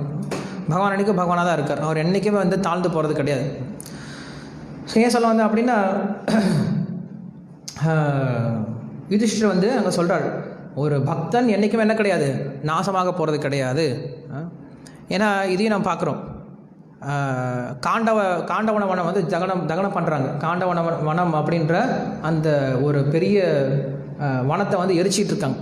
எரிச்சிட்டு இருக்கும்போது அங்கே ஒரு அசுரன், அந்த அசுரன் வந்து அங்கே மாட்டிக்கிட்டான், எரிய போகிறான். அவன் ஓடுறான். ஓடும்போது என்ன பண்ணுறான், அவன் கிருஷ்ணா கிருஷ்ணான்னு கத்தலை. ஏன்னா கிருஷ்ணன் என்ன பண்ணுறாங்க, இருக்கவனத்தை தூக்கி உள்ளே போடுறாரு, அந்த அக்னியில் போடுறாரு. அவன் கிருஷ்ணா கிருஷ்ணான்னு கத்தலையா, அர்ஜுனான்னு கத்திட்டு போகிறானா. டேய் என்னடா கிருஷ்ணா கிருஷ்ணான்னு கத்தாமல் இவன் அர்ஜுனான்னு கத்துறான் அப்படின்னா என்ன கிருஷ்ணர் சொல்லியிருக்கார். இது வந்து ஒரு சில ஆச்சாரியர்கள் வந்து விளையாட்டாக சொல்லுவாங்க, விளையாட்டும் கிடையாது, உண்மையும் கூட. கிருஷ்ணர் சொல்கிறார் பகவத்கீதையில், நவே பக்த பிரணஷதி கௌந்தைய பிரதிஜானிஹி நவே பக்த பிரணஷதி. கௌந்தையா நீ சொல்லு, சத்தியம் பண்ணி சொல்லு, என்னுடைய பக்தன் நாசமாவதில்லை அப்படின்னு சொல்கிறான். அர்ஜுனன் எந்திரிச்சு நின்றுட்டு கிருஷ்ண பக்தன் நாசமாவதில்லை. டேய் நான் அப்படியே சொன்னேன் அவங்ககிட்ட, என் பக்தன் நாசமாவதில்லைன்னு சொல்கிறா அப்படின்னா அவனுக்கு ஒரு ஆசை வந்துருச்சு. ஒன்று அவன் சொல்லிட்டான், என் பக்தன் நாசமாவதில்லை அப்படின்னு சொல்கிறான். அப்படின்னு என்ன அர்த்தம், பகவானுடைய பக்தனை விட பகவானுடைய பக்தனாக ஆயிட்டோம் அப்படின்னா அவன் என்றைக்குமே நாசமாகிறது கிடையாது. ஏன்னா கிருஷ்ணர் கூட என்ன பண்ணுவார், தன்னுடைய சத்தியத்தை ஒரு சில சமயம் மீறிடுவார். ஆனால் ஒரு பக்தன் ஒரு முறை சத்தியம் பண்ணிட்டான் அப்படின்னா அந்த சத்தியத்தை உறுதி பண்ணுறதுக்காக, அந்த சத்தியத்தை நடத்தி கொடுக்கறதுக்காக என்ன வேணால் பண்ணுவார். நம்ம மகாபாரதத்தில் பார்க்குறோம், அது கண் கூட பார்க்குறோம். மகாபாரதத்தில் கிருஷ்ணருக்கு எவ்வளவு கெட்ட பேர், எவ்வளோ சூழ்ச்சி பண்ணிட்டான். வஞ்சகன் கண்ணனடா நம்ம தமிழெல்லாம் பாடினாங்க. உள்ளத்தில் நல்ல உள்ளம் கலங்காது என்பது ஏதோ பாடுவாங்க, அதில் சொல்லுவாங்க வஞ்சகன் கண்ணனடான்னு சொல்கிறாங்க. ஸோ கிருஷ்ணர் திட்டுறாங்க, எல்லோரும் திட்டுறாங்க. கிருஷ்ணர் திட்டாத ஆளுங்களே கிடையாது, கிருஷ்ணருக்கு ஒரு பிரச்சனையும் கிடையாது. நீங்கள் என்ன வேணால் திட்டிக்கோங்க, ஆனால் என்னுடைய பக்தனுடைய வார்த்தை என்றைக்கு போய் போகக்கூடாதுன்னு நினைக்கிறேன். ஸோ அதனால் நமக்கு இருக்கிறதே ரொம்ப ரொம்ப சேஃபான பொசிஷன் என்ன அப்படின்னா ஒரு பக்தன் அண்டியே இருக்கிறது தான். நம்மளாம் டேரெக்டாக பகவான்கிட்ட போனோம் அப்படின்னா நேரடியாக நம்மளை எடுத்துக்க மாட்டார். ஏன்னா நிறைய குவாலிஃபிகேஷன் வேணுதுக்கு. விபீஷன் போய் நிற்கிறான், சரணாகதின்னு போய் நிற்கிறான், எல்லாத்தையும் விட்டு வந்து நிற்கிறான். பெரிய சர்ச்சை நடக்குது, அவனை சேர்த்திக்கலாமா வேண்டாமா, விபீஷனை நம்ம பக்கத்தில் சேர்த்திக்கலாமா வேண்டாமா, பெரிய ஒரு அங்கே ஒரு பெரிய டிஸ்கஷன் நடக்குது. டிஸ்கஷன் முடிஞ்சுட்டு விபீஷனை சேர்த்துக்கலாம் அப்படின்னு சொன்ன உடனே இங்கேருந்து சுக்ரீவன் கூப்பிட்றான், ஹே விபீஷனா வந்துரு அப்படின்னு கூப்பிட்றான். விபீஷன் அங்கேருந்து ஓடி வரான், குடுன்னு ஓடி வரான். ஸோ விபீஷன் வரும்போது விபீஷனோட 4 பேர் சேர்ந்து வராங்களாம். அவங்க ராட்சசர்கள், அவங்க ஃப்ரெண்ட்ஸ் 4 பேர் கூட ஓடி வராங்களாம். ஸோ அங்கே அந்த 4 பேருக்கு யாரும் டிஸ்கஷனே பண்ணவே இல்லை. இந்த 4 பேர் வந்திருக்காங்களே, இந்த 4 பேரை சேர்த்துக்கலாமா வேண்டாமா, 4 பேருக்கு தகுதி இருக்கா இல்லையா, டிஸ்கஷனே இல்லை. எப்போ விபீஷனை சேர்த்துக்கிட்டாங்களோ அப்போ அந்த 4 பேர் டிஃபால்ட்டாக சேர்த்துக்கிட்டாங்க. ஸோ அதே போல் தான் நம்மள என்ன பண்ணணும், என்றைக்குமே பகவானை போய் தரிசனம் பண்ணும்போது, கோயிலுக்கு போய் எங்கே தரிசனம் பண்ணாலும் சரி, இல்லை பகவானை போய் அணுகிறது நினச்சாலும் சரி, என்ன பண்ணும், என்றைக்கும் பக்தர்களோட பின்னாடியே போகிறது நல்லது. தரிசனம் போவோம் இல்லையா, நம்ம கோயிலுக்குலாம் தரிசனம் போவோம். ஸோ நம்மளாம் தரிசனம் போகிறதுக்கு பதிலாக என்றைக்காவது நம்மளுடைய குருவோ இல்லை உயர்ந்த பக்தர்களோ வந்து தரிசனத்துக்கு போகும்போது என்ன பண்ணுவோம், அவங்க பின்னாடியே போயிட்டால் பெட்ரு. ஏன்னா கிருஷ்ணர் என்ன பண்ணுவார், அவங்கள பார்க்கும்போது நம்மளையும் கொஞ்சம் சேர்த்து பார்ப்பார். நம்மளா தனியாக போய் என்ன பண்ணுவார், பார்த்தும் பார்க்காத மாதிரி போயிடுவார். நீ அவர் தெரியாது நம்ம யார், நம்ம என்ன மாதிரி சேவை பண்ணியிருக்கோம் அவர் நம்மளை கண்டுக்கிறதுக்கு. ஸோ அதனால என்ன பண்ணுறோம், எப்பயும் பக்தர்களுடைய சங்கத்தில் பக்தர்களுடைய பாதத்திலே இருந்துட்டோம் அப்படின்னா ரொம்ப சீக்கிரமாக என்ன பண்ணிடலாம், பக்தியில் முன்னேறலாம். பாதத்தில் இருக்கிறது மட்டும் கிடையாது, அவங்க சொல்கிற மாதிரி கேட்கணும். சும்மா பாதத்தில் இருக்கிறது மட்டும் கிடையாது. நிறைய பேர் இதை வந்து சென்டிமெண்ட்லாம் எடுத்துப்பாங்க. அந்த பக்தர் சொல்லிட்டாங்க ஹரே கிருஷ்ணா ஹரே, அது கிடையாது. அந்த பக்தர் என்ன சொல்கிறாரோ அந்த பிரகாரம் நடந்துக்கணும். ஒரு சில சமயம் எங்களுடைய குரு மகாராஜ் கிட்ட வந்து கேட்பாங்க, குரு மகாராஜ் பிளஸ்ஸிங்ஸ் கொடுங்க, மகாராஜ் உங்கள் ஆசீர்வாதம் கொடுங்க. பக்திகாஸ் மகாராஜ் கிட்ட blessings, Maharaj blessings. What blessing, என்ன பிளஸ்ஸிங் உனக்கு, என்ன பிளஸ்ஸிங்? என்ன பிளஸ்ஸிங் கொடுக்கறது? மகாராஜ் பிளஸ்ஸிங்ஸ். எதுக்கு பிளஸ்ஸிங் வேணும் உனக்கு? பிளஸ்ஸிங் தான் ஆல்ரெடி இருக்கு. என்ன பிளஸ்ஸிங் இருக்குது? நான் கட்டுப்பாட்டு விதிமுறைகளை ஒழுங்காக கடைபிடிக்க முயற்சி பண்ணு, 16 மாலை ஒழுங்காக ஜபம் பண்ண முயற்சி பண்ணு, உன்னுடைய மனசையும் புலன்களை அடர்த்தி பக்தி சேவையில் ஈடுபடு, பிரசாதம் மட்டும் சாப்பிட முயற்சி பண்ணு. இதுதான் உண்மையான பிளஸ்ஸிங். இதை கடைபிடிச்சா பிளஸ்ஸிங்ஸ் ஆல்ரெடி இருக்குது. நீ புதுசாக வந்து மறுபடியும் கேட்கணுன்ற அவசியமே கிடையாது. ஸோ அப்படி நம்ம சென்டிமெண்ட்லாம் போயிடக்கூடாது. என்ன பண்ணுறோம், நிறைய பேர் வந்து சென்டிமெண்ட்லாம் போயிட்டுருக்கோமே தவிர உண்மையாலுமே பிளஸ்ஸிங்ஸ் என்னென்னு புரிஞ்சிக்க மாட்டேங்கிறோம். உண்மையான பிளஸ்ஸிங்ஸ் அப்படின்னா அந்த பக்தர் சொல்கிற மாதிரி நடந்துக்கிறது தான் உண்மையான பிளஸ்ஸிங். எனவே ஸோ அங்கே வந்து யுதிஷ்டிரர் சொல்கிறார். அதே போல் ரெண்டாவது விஷயம் என்ன அப்படின்னா, இப்போ நான் வந்து ராஜாவாயிட்டேன், சக்கரவர்த்தி ஆகிட்டேன் அப்படின்னு என்ன பண்ணுவாங்கன்னா, உலகத்தில் இருக்க எல்லா ராஜாக்களும் என்னை வந்து வழிபடுவாங்க. அப்படி வழிபடும் போது நான் என்ன பண்ணுவேன்? கிருஷ்ணரை வழிபடுவேன். அப்போ என்ன ஆகும்? உலகத்துக்கே புரியும் கிருஷ்ணர் எப்படி உயர்ந்தவர் அப்படின்ட்டு. ஸோ அதனால் நான் என்ன பண்ணுறேன்? இதை பண்ண விரும்புகிறேன். சுக்ரீவ மகாராஜா பெரிய வானர சேனையை கூட்டு நிறுத்திட்டார் ராமர் முன்னாடி. பெரிய வானர சேனை. அங்கே இருக்கக்கூடிய ஒரு மரம், இலை, கிளை, தலை, அப்புறம் மலை எதுவுமே தெரியல. எங்கே பார்த்தாலும் வெறும் வானரங்களாக இருக்கும். அவ்வளவு எண்ணிலடங்காத வானரங்கள்னு சொல்லிட்டார். வால்மீகி நம்பர் எண்ணி பார்த்தார். கோடி, லட்சம், 10 கோடி, 100 கோடி, அதுக்கப்புறம் எண்ணிக்கை கிடையாது, எண்ணிக்கை இல்லைன்னு சொல்லிட்டார். எண்ணிக்கை அடங்காத வானரங்கள் இருக்குன்னு சொல்லிட்டார். அத்தனை வானரங்களுக்கும் ராஜா யார்? சுக்ரீவன். ஸோ அப்படிப்பட்ட சுக்ரீவன் என்ன பண்ணுறாரா, ராமரை பார்க்க வரார். அந்த வானர படையை கூட்டிகிட்டு ராமர் சொல்கிறார், உட்கார் சுக்ரீவான்னு சொல்கிறாரு. இதுக்கு முன்னாடி உட்காந்துருவான் சுக்ரீவன். என்ன பண்ணிடுவான்? ஈஸியாக ராமர் பக்கத்தில் உட்காந்துட்டு ரொம்ப நண்பன் போல் இருப்பான். ஆனால் இப்போ ராமருடைய பிரபாவம் தெரிஞ்சதுனால புரிஞ்சுக்கிட்டான். ஹனுமானை போல் என்ன பண்ணுறான்? ரொம்ப வினயத்தோட கை கூப்பிட்டு, இங்கேயே இருக்கிறேன் நான், கை கூப்பி வாயில் கை வச்சுட்டு, என்ன என்ன ஆர்டர் மட்டும் சொல்லுங்கள், நான் செய்கிறேன். கிங்கராக என்ன பண்ணும் ஆப்ஷன் நிற்கிறானா. இப்படி நிற்கிறத அந்த வானரங்கள் எல்லாம் பார்க்குதான். சுக்ரீவ மகாராஜாவே ஒருத்தருக்கு முன்னாடி கை கட்டி வாய் பொத்தி நின்றுட்டுருக்கார் அப்படின்னா, அப்போ உட்காந்துருக்க அந்த ராமருடைய பெருமை எவ்வளோ பெருமையாக இருக்குன்னு நினச்சிட்டு அங்கே இருக்கக்கூடிய எல்லா வானரங்களும் ராமருடைய பெருமையை புரிஞ்சுக்குதான். அதனால் நம்ம வந்து நம்மளுடைய மக்களுக்கோ இல்லை நம்மளுடைய குடும்பத்திலையோ வந்து சொல்லிக் கொடுக்க தேவையில்லை. வாழ்க்கை எப்படி வாழணும், பகவானை எப்படி வழிபடணும் அப்படின்னு நம்ம சொல்லிக் கொடுக்கவே தேவையில்லை. நம்ம எப்படி பக்தி பண்ணுறோங்கிறத பார்த்து என்ன ஆயிடும், அவங்களுக்கு பக்தி வர ஆரம்பிச்சிடும். ஸோ அதனால் குடும்பத்தில் நம்ம முதல்ல எப்படி இருக்கும் அப்படிங்கிறத பார்த்து என்ன பண்ணுவாங்க, அவங்க மாற்ற ஆரம்பிப்பாங்களே தவிர நம்ம யாரையும் சொல்ல திருத்திட முடியாது. ஸோ அதனால் முதல்ல என்ன பண்ணணும், நம்ம அந்தளவுக்கு மரியாதை கொடுக்க ஆரம்பிக்கணும். ஸோ பக்தி அப்படிங்கிறது, இந்த ஆச்சாரம் அப்படிங்கிறது குடும்பத்தில் அந்த பழக்கத்திலே வந்துடணும், அந்த ரத்தத்திலே வந்தால் தான் வரும், இல்லை ரொம்ப ரொம்ப கஷ்டமாக இருக்கும். ஸோ அப்படி அங்கே வந்து சொல்கிறார், இந்த 2 காரணங்களை சொல்கிறார். சொன்ன பின்னாடி கிருஷ்ணர் ரொம்ப சந்தோஷப்படுறார். கண்டிப்பாக இந்த யஜ்யத்தை பண்ணுப்பா, கண்டிப்பாக நீ இந்த யஜ்யத்தை பண்ணு அப்படின்னு சொல்கிறார். பண்ணுறதுக்கு முன்னாடி முதல்ல பொருளை சேகரிக்கணும், நிறைய பொருளை சேகரிக்கணும். ஏன்னா அந்த யஜ்யத்துக்கு நிறைய செலவு இருக்கும். அதனால் பொருளை சேகரிங்க அப்படின்னு சொல்கிறார். அதுக்கப்புறம் யுதிஷ்டிரர் சரின்னு சொன்ன பின்னாடி அவங்க தம்பிகளை 4 பேரை கூப்பிட்டு 4 பேரையும் 4 திக்குக்கு அனுப்புகிறார். அதில் சகதேவனை சவுத் சைட்லேயும், நகுலனை வெஸ்ட்டுக்கும், அர்ஜுனனை நார்த்துக்கும், பீமனை ஈஸ்ட் சைட்லையும் அனுப்புகிறார். இந்த 4 பேர்த்தையும் 4 பக்கம் அமுச்சு விட்டார். போய் அங்கே இருக்கக்கூடிய ராஜாக்கள் கிட்ட போய் சொல்லிவிட்டு அவங்க கிட்ட கூடிய தனங்கள்லாம் என்ன பண்ணுங்கள், எடுத்துகிட்டு வாங்க அப்படின்னு சொல்கிறார். இது வந்து தானம் கிடையாது, ஏன்னா க்ஷத்திரிகள் தானம் வாங்குறது கிடையாது. யஜ்யம் அப்படின்னு சொன்னால் என்ன பண்ணுறாங்க, எல்லா ராஜாக்களும் நிறைய கிஃப்ட் கொடுப்பாங்க இந்த யஜ்யத்துக்கு. ஸோ அதெல்லாம் என்ன பண்ணுறாங்க, எடுத்துகிட்டு வாங்கன்னு சொல்லிட்டாரு. போய் நிறைய வாங்கிட்டு வராங்களா, செல்வத்தை நிறைய வாங்கிட்டு வந்து குவிச்சிட்டாங்க. குவிச்ச பின்னாடி அப்போ யுதிஷ்டிரர் கேட்குறாரு, ஜராசந்தனை வெற்றி பெற்றிங்களா அப்படின்னு சொல்லி கேட்குறாரு. இல்லை, ஜராசந்தனை வெல்ல முடியல, என்ன பண்ணலாம், ஜராசனை எப்படி வெல்லலாம் அப்படின்னு சொல்லி கேட்கும்போது, நேற்று சொன்னோம் இல்லையா, எப்படி வந்து உத்தவர் சொன்னார் இல்லையா, ஒரு வழிமுறை சொன்னார் இல்லையா, எப்படி நம்ம அவனை மறைமுகமாக போய் தாக்கணும் அப்படிங்கிற விஷயத்த உத்தவர் ஞாபகப்படுத்தின விஷயத்தை கிருஷ்ணர் இங்கே சொல்கிறார். கிருஷ்ணர் சொன்ன பின்னாடி யுதிஷ்டிரர் சரின்னு சொல்லிட்டார். இப்போ 3 பேர் கிளம்புறாங்க. கிருஷ்ணர், அர்ஜுனன், பீமன் 3 பேர் என்ன பண்ணுறாங்க, ஒரு பிராமணனை போல் ஒரு உடை அணிஞ்சிக்கிட்டு அங்கே போகிறாங்களாம். அங்கே ஜராசந்தனுடைய அவைக்கு போகிறாங்க. போன பின்னாடி அங்கே சொல்கிறாங்க, இந்த மாதிரி ஜராசந்தனை உங்களை பார்க்குறதுக்கு 3 பிராமணர்கள் வந்திருக்காங்க அப்படின்னு சொன்ன பின்னாடி வர சொல்லிட்டான், உள்ளே வந்துருன்னு சொல்லிட்டான். ஏன்னா அன்றைக்கி பிராமணர்களுக்கு அவ்வளோ மரியாதை கொடுத்து வச்சுருந்தாங்க. அசுரனாக இருந்தாலுமே கூட அவனுக்கு அந்த மரியாதை தெரிஞ்சுது.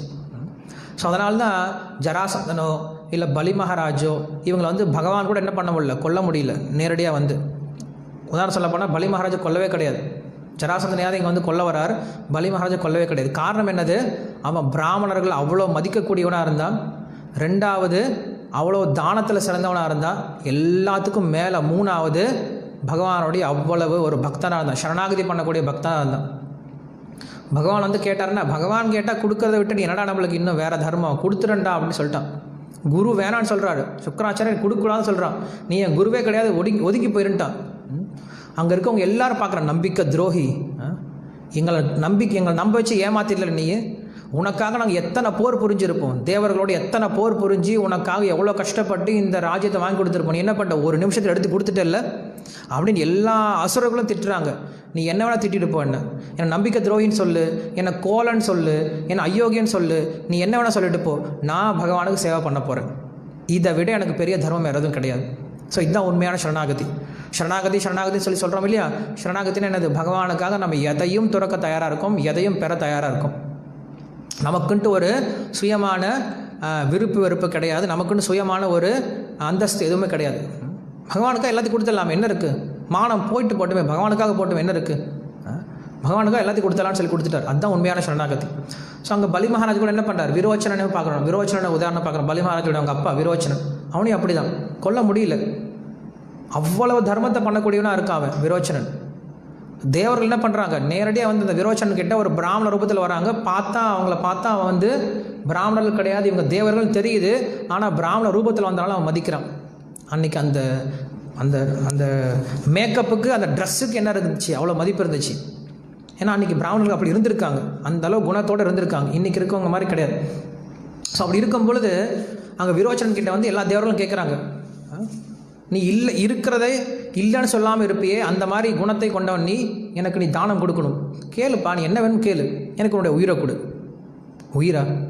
உயிர் கொடுக்கக்கூடிய பொருளாது. ஆனால் உயிர் இருக்கு என்கிட்ட, உயிர் இருக்குல்ல, உயிர் இல்லாமல் இப்போ என்ன சொல்ல முடியாது. உயிர் என்கிட்ட இருக்க, எடுத்துக்கோ. கொடுத்துட்டான், உயிரை கொடுத்துட்டான், விரோச்சனன் கொடுத்துட்டான். ஸோ அதை போல் இங்கே பலி மகாராஜ்கிட்ட என்ன பண்ணுறாரு, பகவானே வந்து யாசகம் வாங்கி தான் என்ன பண்ணுறாரு, அவங்ககிட்ட இருந்து பெற முடிஞ்சது. சண்டை போட முடியல, சண்டை போடவும் மாட்டார். ஏன்னா பக்தன்கிட்ட ஏன் சண்டை போடணும்? பக்தனுடைய குணத்தை காட்டுறாங்க, பக்தனுடைய உயர்ந்த அந்த சரணாகதியை காட்டுறாரு. அவன் அசுர குலத்தில் பிறந்தாலும் அவன் எப்படி இருக்கான் பாரு அப்படின்னு சொல்லி காட்டுறாரு. ஸோ அப்படி இங்கே பார்த்தா ஜராசந்தன் என்ன பண்ணுறான், அவ்வளோ ஒரு உயர்ந்த குணத்தை கொண்டவனாக இருக்கான். அசுரன் தான், ஆனால் என்ன பண்ணுறான், மதிக்கிறான், பிராமணர்களை மதிக்கிறான். அவனுக்கு அந்த ஒரு குணம் இருக்குது, சத்தியசந்தா. அப்புறம் தர்மிஷ்டனாக இருக்கான், சத்தியசந்தனாக இருக்கான், சொல்கிற வார்த்தையை கடைபிடிக்கக்கூடியவனாக இருக்கலாம். என்ன பண்ணுறாங்க, 3 பேர் வந்து நிற்கிறாங்க. வந்து நின்ன பின்னாடி இவன் பார்க்குறான், மேலே கீழே பார்க்குறான். வந்தவொடனே என்ன பண்ணிட்டாங்க, இவங்க எல்லாரும் ஸ்தோத்திரம் பண்ண ஆரம்பிச்சிட்டாங்க. சொல்கிறாங்க, உங்களுடைய வம்சம் எப்படிப்பட்ட வம்சம், நீங்கள் எந்த மாதிரி வம்சத்துலேருந்து வந்திருக்கீங்க, உங்களுக்கு இந்த மாதிரி ராஜாக்கள்லாம் உங்களுடைய வம்சத்துலேருந்து இருக்காங்க. ஹரிஷ்சந்திரன், பலி மகாராஜா, அப்புறம் ரந்தி தேவன், சிபி சக்கரவர்த்தி, இந்த ராஜாக்களுடைய சரித்திரம் உங்களுக்கு தெரிஞ்சிருக்குன்னு நினைக்கிறேன். அவங்களாம் அவ்வளோ பெரிய வளர்களாக இருந்திருக்காங்க. அதை உடுப்பா, உனக்கு என்ன வேணும் அதை மட்டும் சொல்லு, நீ என்ன கேட்குற நான் கொடுக்க தயாராக இருக்கேன், என் தலையை கூட கொடுக்க தயாராக இருக்கேன் அப்படின்ட்டான். இந்த மாதிரி வார்த்தையை கொடுத்தா நிறைய பேர் மாட்டிப்பாங்க. திடீர்னு வார்த்தை கொடுத்துட்டு அதுக்கு ஏன்டா சொன்னால் நான் போயிடும். தசரதன் சொல்லிட்டான் வந்த உடனே வசிஷ்டர்கிட்ட, உனக்கு என்ன வேணுமோ சாமி வாங்கிக்கோன்னு சொல்லிட்டான். அவன் கேட்டால் ராமரை கொடுறான்ட்டான். உனக்கு பயம் ஆகிப்போயிடுச்சு, ஐயோ மாட்டிக்கிட்டோமே அப்படின்ட்டு. ஸோ அதனால் என்ன பண்ணக்கூடாது, ரொம்ப தாராள மனப்பான்மை இருக்கிற மாதிரி என்ன பண்ணிடக்கூடாது, கொடுத்துடக்கூடாது. பார்க்க கொடுத்து அப்புறம் மாட்டிக்கூடாது. சொன்ன வார்த்தை காப்பாற்றணும். என்ன பண்ணுறான், தலையை கூட கொடுக்குறேன்னு சொல்லிட்டான். சொன்ன பின்னாடி அதுக்கப்புறம் கிருஷ்ணர் பீமனும் பார்க்குறாங்க, அர்ஜுனனை பார்க்குறாங்க. அர்ஜுனனுக்கு பீமனும் சொல்கிறான், கிருஷ்ணா நீ சொல்லு அப்படின்றான். ஸோ கிருஷ்ணர் சொல்கிறாங்க, உண்மையில் நாங்கள் யாரும் பிராமணர்கள் கிடையாது, அதான் எனக்கு தெரியுமே. அவன் பாத்திரம் நோட் பண்ணிட்டான். பார்த்தோன்னே அவனுக்கு கண்ணில் தெரிஞ்சு போச்சு, இவங்க வந்தால் பிராமணர்கள் மாதிரி தெரில. நாங்கள் நடுவில் ஒருத்தன் வந்தான் பாரு, கருப்பாக, அவனை பார்த்தா சுத்தமாக பிராமண மாதிரியே தெரில, திருட்டு மொழியாக இருக்குது. இவனை பார்த்தா ரொம்ப குண்டாக இருக்கான், இன்னமும் இவ்வளோ தடித்தடியாக உடம்பெல்லாம் வச்சுருக்கான். எந்த சாமிக்கும் எந்த ஐயருக்கும் இப்படி இருக்காது உடம்பு. அதே மாதிரி அவன் தோலில் பார்த்தா என்ன இருக்குது, அம்புர துணி இருக்குது, உடம்பெல்லாம் காயம் பட்ட அந்த இதெல்லாம் இருக்குது, தழும்பெல்லாம் இருக்குது. இவங்கள பார்த்தா பிராமண மாதிரி தெரியலையே, ஆனால் பிராமண வேஷத்தை வந்திருக்காங்க. ஸோ அதனால் அதுக்கு மரியாதை கொடுத்தாங்க.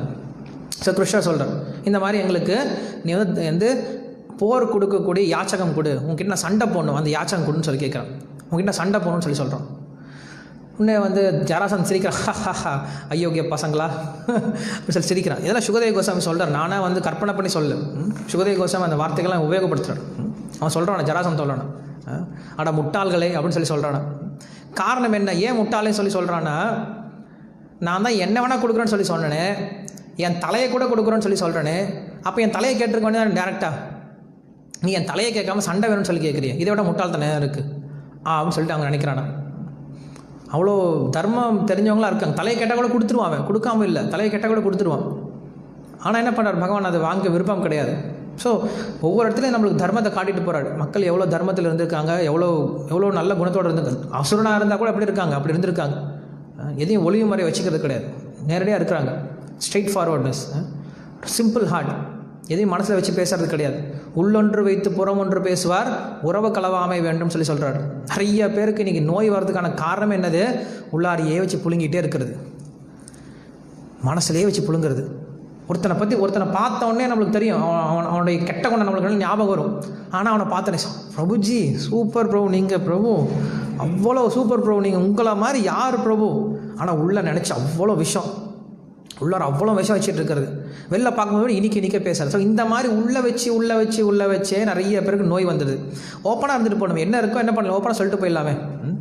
ஏன்னா பக்தி சித்தாந்த சரஸ்வதி டாக்கூர் சொல்கிறார், ஒரு வைஷ்ணவனுடைய மிக முக்கியமான குணம் என்ன அப்படின்னா சரளத்தா அப்படின்னு ரொம்ப எளிமையான குணம். ஓப்பனாக சொல்லிட்டு போயிடும், ஏன்னா இதான் நினைக்கிறேன் அப்படிங்க சொல்லிட்டு போயிடலாம். சொல்லிட்டு போயிட்டோம் அப்படின்னு ரொம்ப ஈஸியாக போயிடும். அதுக்கப்புறம் அவர்கிட்ட விளக்கம் தெரிஞ்சுக்கலாம் என்ன நடக்குது அப்படின்ட்டு. ஸோ அப்படி என்ன பண்ணுறான் ஜராசந்தன், ரொம்ப ஈஸியாக சொல்கிறான், ஓகே சண்டை போடலாம் அப்படின்ட்டான். இல்லைன்னா போய் கஷ்டம், சண்டை போடலாம், என்ன அவனுக்கு என்ன சோம்பையான்னு, அவனை உடம்புல பலம் இல்லையா, சண்டை போடலான்ட்டான். சரி யாரஸ்கிட்ட சண்டை போடலாம் அப்படின்னு சொல்லி பார்க்கும்போது, கிருஷ்ணா நீ வேண்டாம், ஏன்னா நீ எத்தனை முறை என்கிட்ட ஓடி போயிட்ட, ஏமாற்றி ஓடி போயிட்ட, நீ ஒரு கோலை, உங்ககிட்ட சண்டை போட மாட்டேன். நீ சண்டை போட்டுக்கும் நடுவில் இருந்து ஓடி போயிட்டு எங்கேயாவது போய் கடல் நடுவில் உட்காந்துப்ப, உன்னை தொலைகிட்டு இருக்க முடியாது. அர்ஜுன் சின்ன பையன், என்னுடைய வயசில் சின்ன பையன், என்னுடைய பலத்தில் சின்னவன், அவங்ககிட்ட சண்டை போட மாட்டேன். பாருங்கள், அர்ஜுனன்கிட்ட சண்டை போட்டால் அவன் ஜெயிச்சிருக்கலாம், சண்டை போட மாட்டேன்றான் அவன். அப்படிப்பட்ட சூழ்நிலை இதையே நம்ம சொல்லணும். மகாபாரதத்தில் இதே பார்க்குறோம். கடைசி சண்டை வரும்பொழுது துரியோதனன் கிட்ட மறுபடியும் சான்ஸ் கொடுப்பாரு. யுதிஷ்டருக்கு வந்து எந்த அளவுக்கு தர்மத்தை கடைபிடிக்கிறார் அப்படிங்கிறது அவருக்கே தெரியல. எல்லை கடந்த அளவில் தர்மத்தை கடைபிடிக்கிறார். அந்த கஷ்டத்துலையும் கடைசியில் எல்லாம் முடிய போது, கிளைமேக்ஸ் முடிய போதுன்னு சொல்லும் போது அது சொல்லிட்டாரு, நீ யாரை வேணால் சூஸ் பண்ணி சண்டை போட்டுக்கோ, அந்த ஒருத்தரை நீ வெற்றி கொண்டா அப்படின்னா அவன்கிட்ட திருப்பி எல்லாத்தையும் கொடுத்துறான்னு சொல்கிறாரு. கிருஷ்ணர் தள்ள கழிச்சிட்டார். ஐயோ, இவ்வளவு கஷ்டப்பட்டு கொஞ்சம் கொஞ்சமாக ஒவ்வொருத்தனையாக களப்பிடிங்கி கடைசியில் கொண்டு வந்து நிறுத்தணும், எல்லாத்தையும் முடிக்க போகிறாரே நினச்சிட்டு இருக்காரு. ஸோ கிருஷ்ணர் சும்மா இருக்க மாட்டார். அவர் என்ன பண்ணுறாரு, துரியோதனோட இதயத்தில் போய் மாத்துறார். பட் துரியோதனன் சொல்கிறாங்க, அவன் அங்கே தர்மத்தை தான் கடைப்பிடிக்க. அந்த மாதிரி ஒரு இக்கட்டான சூழ்நிலை அவன் என்ன பண்ணல, தர்மத்தை விடல. அவன் எனக்கு பீமனை கொடுன்னு சொல்கிறான், நகுலனை கொடு, சகாதேவனை கொடு, இல்லை யுதிஷ்டரை கொடுன்னு சொல்லியிருந்தானா முடிஞ்சிருக்கும். அவன் ஜெயிச்சுட்டு போயிட்டே இருந்திருப்பான், ஒரே அடியில் முடிச்சுட்டு போயிட்டே இருப்பான். அதை பண்ணல அவன். ஏன்னா அன்றைக்கி வந்து ஒரு அசுரன், ஒரு தீயவன் சொல்லி சொல்கிறோம் இல்லையா, அன்றைக்கி நம்ம யாரை வில்லன்னு சொல்லி சொல்கிறோமோ அப்படிப்பட்டவன் கூட அந்த மாதிரி தர்மத்தை கடைப்பிடிச்சிருக்கான். ஸோ அப்போ நம்மளுக்கு புரியும் நம்ம எந்த அளவுக்கு இன்னும் உயரணும் அப்படின்ட்டு. நம்ம பக்தர்கள் சொல்லிகிட்டு இருக்கோம், ஆனால் நம்மளுக்குள்ளார இன்னும் எவ்வளோ கல்மஷம் இருக்குது, எவ்வளவு உள்ளார வந்து காமக்கோத மோகம் மதம் ஆச்சரியம் இருக்குது அப்படிங்கிற நம்ம யோசித்து பார்த்தோம் அப்படின்னா நம்மளுக்கும் அவங்களுக்கும் கொஞ்சம் கூட சம்மந்தமே இருக்குது. அந்த மாதிரி இருக்கிறதுனால தான் அவங்கள பகவான் நிறைய பார்க்க முடிஞ்சது. ஸோ ஜராசன் சொல்லிட்டான், சண்டை போடலாம். நான் வந்து யார்கிட்ட சண்டை போடுவேன், நான் பீமன் கிட்ட சண்டை போடுறேன். ஓகே, சண்டை போடுறது ஏதாவது கொண்டு வந்தீங்களா, கதை ஏதாவது கொண்டு வந்தீங்களா? இல்லை, நான் கொண்டு வந்தது ஏதோ தர்பை சமித்து இதெல்லாம் கொண்டு வந்தோம். அதெல்லாம் செத்த பின்னாடி இல்லை, சண்டை போட்டு யாராவது ஒருத்தர் செத்து போயிட்டான் அப்படின்னா அதுக்கப்புறம் தர்ப பொருள்லாம் தேவைப்படும். இப்போ எது கொண்டு வந்தேன், இப்போ ஆயுதம் தான் கொண்டு வந்தியா? ஆயுதம் எதுவும் இல்லை. டே யார்றாங்க, கதையை கொண்டு வாடா. கதையை கொண்டு வந்து கொடுத்தான்.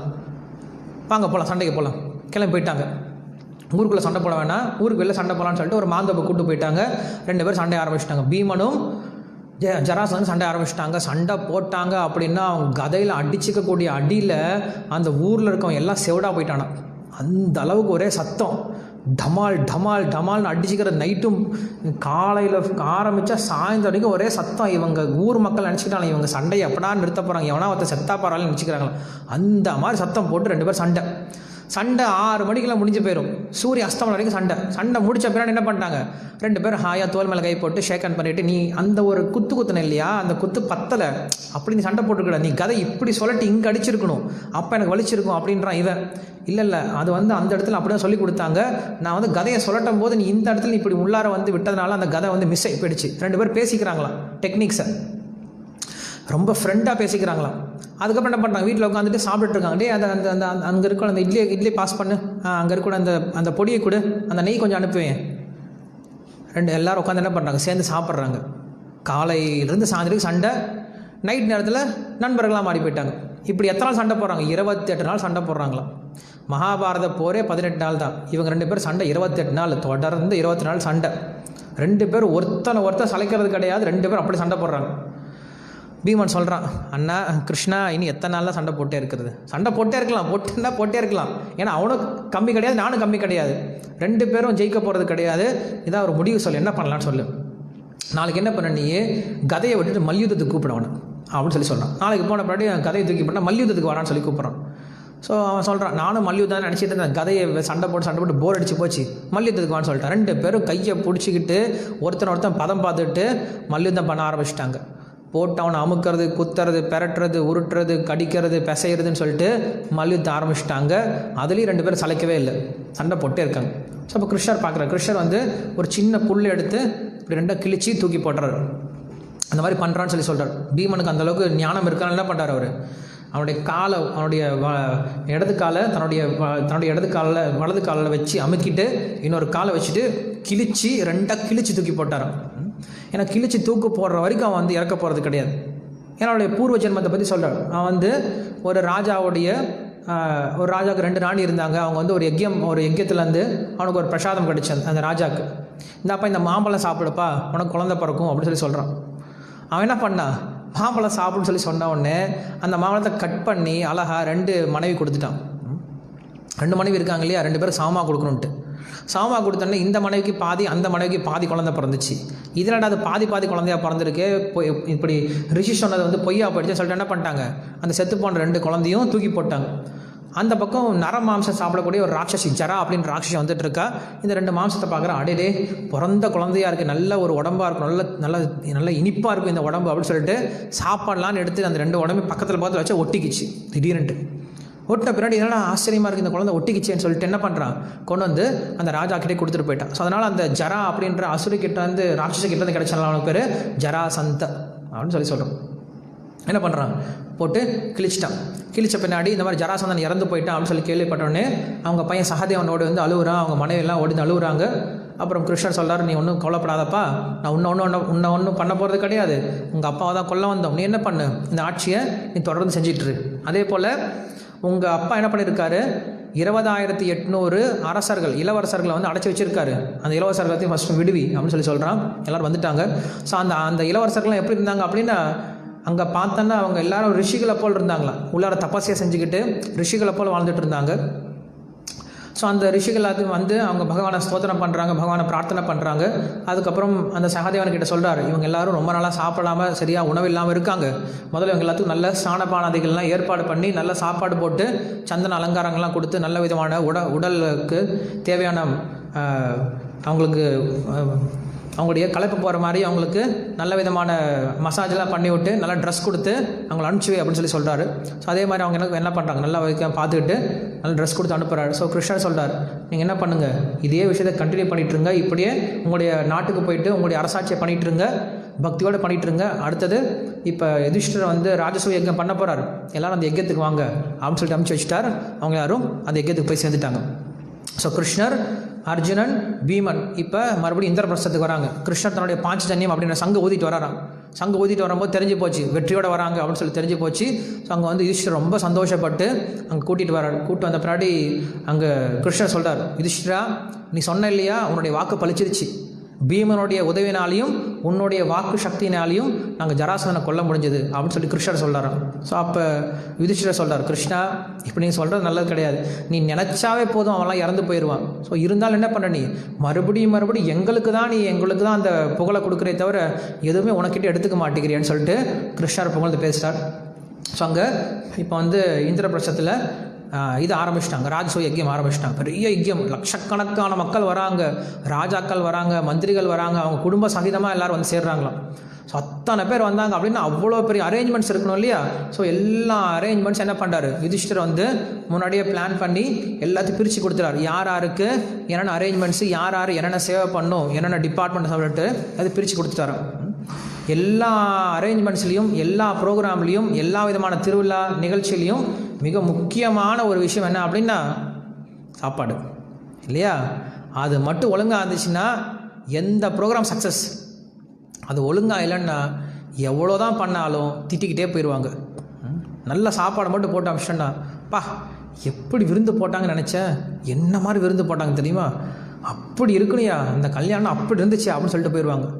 அப்படி இல்லாமல் நீங்கள் மண்டபத்தை 20 லட்ச ரூபாய்க்கு வாங்கி அதில் டெக்கரேஷன் ஒரு 10 லட்ச ரூபாய்க்கு பண்ணி அதுக்கு மேலே அந்த ஸ்டேஜே ஒரு 5 லட்ச ரூபாய்க்கு ஸ்டேஜை பண்ணி ஆர்கெஸ்ட்ரா வச்சு வரவங்களுக்கெல்லாம் வந்து நல்லா சந்தனத்தினால வந்து நல்லா அவங்களுக்கு வந்து ஸ்ப்ரே அடித்து நல்லா என்ன வேணால் பண்ணுங்கள், சாப்பாடு ஒழுங்காக கிடைக்கல. சே பிச்சைக்கார பையன் ஒழுங்காக சாப்பாடு கூட போட முடியல, அவனுடைய அலங்காரத்தை காட்டிக்கிறதுக்கு, அவனுடைய இதை காட்டிக்கிறதுக்கு, காசை பந்தாவை காட்டிக்கிறது என்னென்னவோ பண்ணிட்டான், ஒழுங்காக சாப்பாடு கூட போட முடியல. போயிட்டு வீட்டில் வந்து நாங்கள் அப்புறம் ரசம் சோறு வச்சு சாப்பிட வேண்டியதாக இருந்துச்சு. நிறைய பேர் பேசுறதெல்லாம் இருக்குது, கேட்டிருக்கோம் இல்லையா? நான் ஒரு நாள் பஸ்ஸில் வந்துட்டு இருக்கும்போது அந்த கண்டக்டரும் அந்த டிரைவரும் வந்து தூக்க வராமல் இருக்குது பேசிட்டு வராங்க. என்ன பேசிட்டு வராங்க, இதுதான் பேசினா இதுதான், ஒன்று சாப்பாடு இல்லை கல்யாணம், சாப்பாடு கல்யாணம், இதுதான். ஒன்றா கல்யாணம் போயிருந்தாங்க, என்ன வச்சாங்க, ஆனால் வீட்டுக்கு வந்த பின்னாடி ஒரே வயிற்றால அப்படி போதுங்க, நிற்காம 3 நாள். ஏன்? ஏன்னா ஃப்ரீயாக கிடைக்காதுன்னு சொல்லிட்டு அவ்வளோ சாப்பிட்டா அப்புறம் வயிற்றால போகாமல் என்ன பண்ணும், அவ்வளோ சாப்பிட்றது நல்லா இருக்குன்னு சொல்லிட்டு. ஸோ அப்படி சாப்பாடுன்னு ஒன்று நல்லா இருந்துச்சு, என்ன பண்ணலாம், பெஸ்ட்டு ப்ரோக்ராம். ஸோ என்ன பண்ணுறான், இவ்வளோ பெரிய ப்ரோக்ராமுக்கு, இவ்வளோ பெரிய யஜ்யத்தில் நிறைய பேர் சாப்பாடு போட்டே இருக்கணும். என்ன பண்ணுறான், பீமன் எடுத்துக்கிறான் அந்த காரியத்தை. பீம கர்ம விருக்கோதரா அப்படின்னு சொல்கிறார். விருக்கோதரன் அப்படின்னு நிறைய சாப்பிடக்கூடிய ஆளாம் பீமன், பிரச்சனையே கிடையாது. ஸோ நிறைய சாப்பிட்றோம் தான் என்ன பண்ண முடியும், நிறைய சமைக்கவும் முடியும், நல்லா சமைக்க முடியும். ஸோ நலபாகம்னு சொல்லுவோம், நல மகாராஜா நல்லா சமைப்பாரான், அதே போல் பீமனும் நல்லா சமைப்பானான். ஸோ பீமனுக்கு எப்படி லட்சக்கணக்கான பேர் வந்தாலும் அவங்களுக்கு எப்படி சமைக்கணும் அப்படின்னு சொல்லி தெரியுமா. ஸோ என்ன பண்ணுறான் பீமன், நான் சமையல் எடுத்துக்கிறேன்னு சொல்லிட்டான். அதுக்கப்புறம் அர்ஜுனன் என்ன பண்ணுவான் அப்படின்னா, அங்கே வரக்கூடிய கெஸ்ட் எல்லாத்தையும் வரவேற்று அவங்கள உட்கார வச்சு அவங்களை நமஸ்காரம் பண்ணி கூப்பிட்டு உட்கார வைக்கணும். அது வந்து கெஸ்ட் வெல்கம், கெஸ்ட்டை வந்து பார்த்துக்கிறது, அதெல்லாம் வந்து அர்ஜுனன் எடுத்து அந்த டிபார்ட்மெண்ட் எடுத்துக்கிட்டான். அதுக்கப்புறம் நகுலன் என்ன பண்ணுவான் அப்படின்னா, டேய் எங்கடா இன்னும் அரிசி கொஞ்சம் தான் இருக்குது, அரிசி கொண்டு வா, இந்த பருப்பு இந்த நெய் தீர்ந்து போச்சுடா, நெய் எடுத்துட்டு வா, இந்த மாதிரி சரக்கெல்லாம் தீர என்ன பண்ணும், கொண்டு தான் சப்ளை பண்ணிருக்கும் நகுலன். சகாதேவன் என்ன பண்ணுவான் அப்படின்னா, அங்கே பூஜை சாமானம், ஏன்னா நிறைய பூஜை பண்ணுவாங்க, நிறைய யஜ்யம் பண்ணுவாங்க, நிறைய அங்கே ஐயருங்க உட்காந்துருப்பாங்க, அங்கெல்லாம் திடீர்னு வந்து இதை கொண்டு அதை கொண்டு வான்னு சொல்லுவாங்க. ஸோ அவனுக்கு நிறைய பேர் வச்சுக்கிட்டு எல்லா இன்க்ரீடியன்ஸும் வாங்கிட்டு வந்து வைப்பாங்களாம். ஸோ அது சகாதேவன் பண்ணுறாரு. இப்படி ஒவ்வொருத்தரும் என்ன பண்ணுறாங்க, ஒவ்வொரு சேவை பண்ணுறாங்க. இதில் யுதிஷ்டருக்கு எப்படி அப்படின்னா, இப்போ நிறைய பொருள் சேர்த்திட்டார், இந்த யஜ்யத்துக்கு நிறைய பொருளை சேர்த்துட்டு என்ன பண்ணுவோம், அந்த யஜ்யத்துக்கு முடிஞ்ச வரைக்கும் அந்த பொருள்லாம் விற்றுட்டு முடிஞ்ச வரைக்கும் அந்த பொருள்லாம் உபயோகப்படுத்திட்டு மிச்ச பொருள் என்ன பண்ணுவோம், எல்லாத்தையும் பூட்டி வச்சுப்போம். ஆனால் யுதிஷ்டருக்கு அப்படி பூட்டி வச்சுக்கிறதுக்கு ஆசையே கிடையாதான். எவ்வளோ பொருள் நம்ம சேர்க்குறோமோ அவ்வளோ கொடுத்து தானம் கொடுத்து முடிச்சிடணும், அவ்வளோ கொடுத்து முடிச்சுன்னு ஆசையாக. ஸோ யார்கிட்ட கொடுத்து முடிப்பாங்க, நம்மளும் கிட்ட கொடுத்தா என்ன பண்ணுவாங்க, ஒரு ஒரு ஒரு ஜோல்னா போய் கொடுத்து இந்த பணம் இருக்குது கேட்க கொஞ்சம் கொடுங்கன்னு சொல்லி சொன்னோன்னா நம்மளுங்க என்ன பண்ணுவாங்க, ஒருத்தன் வந்து சில்லறை கேட்பாங்க, ஒவ்வொரு ஐயருக்கும் ஒவ்வொரு ரூபா கொடுக்கணும், சில்லறை வாங்கி வச்சுக்கோன்னு சொன்னால் 50 பைசா வாங்கி வச்சுருப்பான், ஒவ்வொரு ரூபா கூட கொடுக்க மாட்டான், அப்படி இருப்பான். பட் இங்கே என்ன பண்ணுறாரு, யுதிஷ்டருடைய தாராள மனப்பானம் எப்படி இருக்குது அப்படின்னா, தன்னுடைய கஜானா சாவியை கொண்டு போய் துரியோதன கிட்ட கொடுக்குறாரா, இந்த துரியோதனா நீ பார்த்துக்கோ, கஜானாவை நீ பார்த்துக்கோ. அதே மாதிரி தாராளமாக கொடுக்கக்கூடிய அந்த மனசு வேணும் இல்லையா, அந்த யஜ்யத்துக்கு வரவங்க எல்லாருக்கும் தானம் கொடுக்கக்கூடிய பொறுப்பை கர்ணன் கிட்ட கொடுத்தாராம். நீ தான் பெரிய தானப்புறம்னு சொல்கிறல்ல, உன்னால் எவ்வளோ கொடுக்க முடியுமோ அவ்வளோ கொடுத்து முடிடா சொல்லி கொடுத்துட்டாராம்.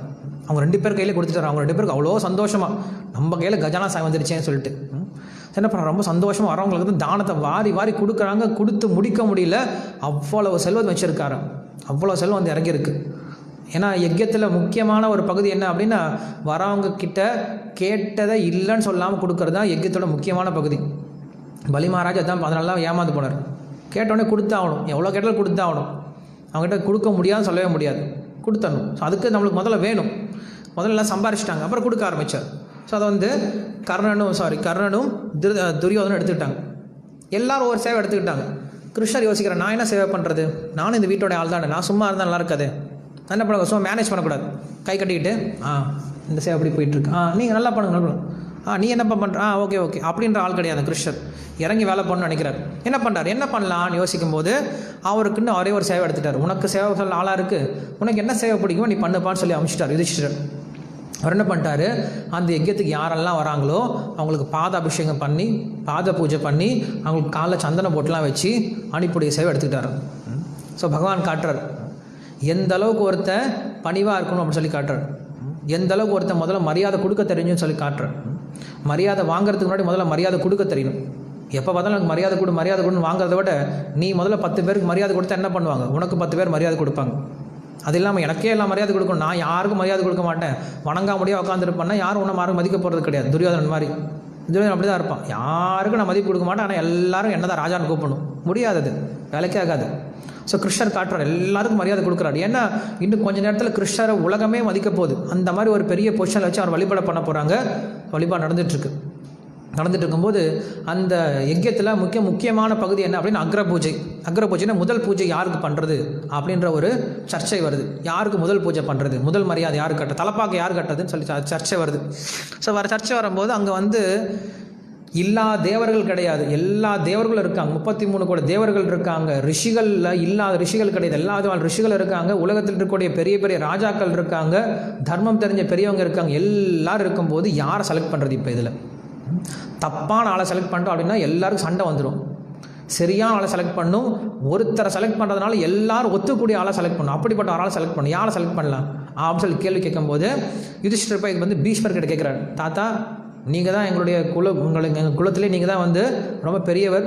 ஸோ நீங்கள் சொல்லுங்கள், நாங்கள் யாரை வழிபாடு பண்ணுறோம், இந்த உலகத்திலே வழிபடத்தக்க மிக உயர்ந்த நபர் யார் அப்படின்னு சொல்லி கேட்குறாரு.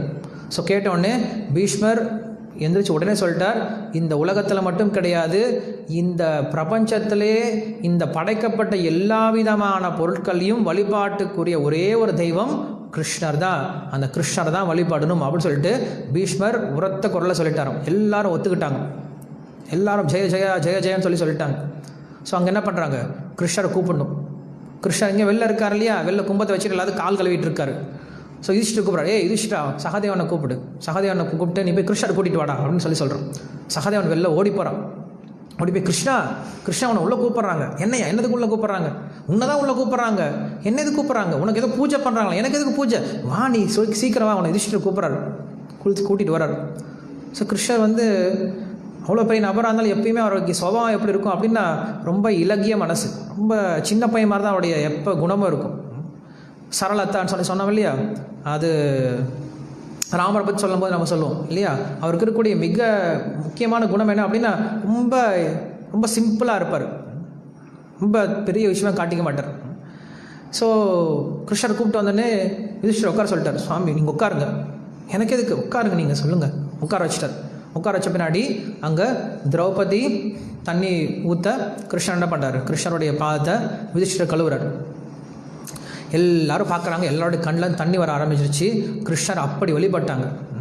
ஏன்னா யுதிஷ்டிரருடைய ஆசை இதுதான், உலகத்துக்கு காட்டணும், உலகத்திலேயே மிக உயர்ந்த தெய்வம், எல்லாருக்கும் வழிபாட்டுக்கூடிய ஒரே ஒரு தெய்வம் யார் அப்படின்னா கிருஷ்ணர் அப்படிங்கிறத அவன் காட்டணும்னு நினச்சிட்டே இருந்தானா, இப்போ காட்டினான். அந்த ஆசை அவனுக்கு பூர்த்தி அடைஞ்சிருச்சுன்னு சொல்லிட்டு அவன் அந்த சந்தோஷத்தோடு அங்கே வழிபடுறான். எல்லாரும் ஒரே சம்மதம் என்ன பண்ணிட்டாங்க, எல்லாரும் புகழ்கிறாங்க. அப்படி புகழும்போது அந்த பூஜை முடிஞ்சது. பூஜை முடிஞ்ச பின்னாடி எல்லாரும் சந்தோஷமாக இருக்காங்களா, ஒருத்தனை கூட உள்ள நெண்டிக்கிட்டு இருக்கு, நெருடுது அவனுக்கு. சிசுபாலன் எந்திரிச்சிட்டான். சிசுபாலன் எந்திரிச்சு கத்த ஆரம்பிக்கிறான். ஸோ சிசுபாலன் என்ன ஆனது அப்படிங்கிறத நம்ம நாளைக்கு பார்க்கலாம்.